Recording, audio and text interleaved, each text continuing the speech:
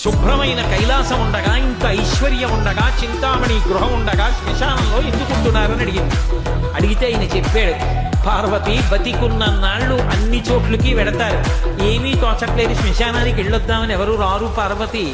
నేనంతవాణ్ణంటాడు, పొడుగ్గా ఉన్నానంటాడు, చల్లగా ఉన్నానంటాడు, పండితుణ్ణంటాడు, పద్యాలు నాకు నోటికొచ్చంటాడు, ఉపన్యాసం చెప్పగలనంటాడు, నాకు పాటలొచ్చంటాడు, నేను నాట్యం చేస్తానంటాడు, నేను అధికారినంటాడు, నా దగ్గర డబ్బు ఉందంటాడు, నేను పాట పాడగలనంటాడు. ఇన్ని ఉన్నాయనుకున్న వాడిలోంచి ఊపిరి బయటికి వెళ్ళిపోయిన తరువాత వాడిని తీసుకెళ్లి 4 కొత్త కర్రల మీద పడుకోబెట్టి చాప చుట్టి తాడు కట్టి పైన నూలుబట్ట కప్పి తీసుకొచ్చి అన్నీ తీసేసి కర్రల మీద పడుకోబెట్టి కాల్చేస్తుంటే జీవుడు లేచి నిలబడి పుర్రె పగిలిపోయిన తరువాత కన్న కొడుకు కూడా స్నానం చేసి వెళ్ళిపోతుంటే చీకటి పడిపోయాక, అయ్య బాబోయ్ చుట్టూ ఉగ్రభూతాలు, నా వాళ్ళన్న వాళ్ళు లేరు, వీళ్ళని నమ్ముకున్నాను, ఒక్కడు లేడని ఏడుస్తుంటే నేనున్నాను రా అని చెప్పడానికి నేను కూడా లేకపోతే చచ్చిన వాడు 1000 మాటలు చచ్చిపోతారని అక్కడ ఉన్నారు పార్వతి.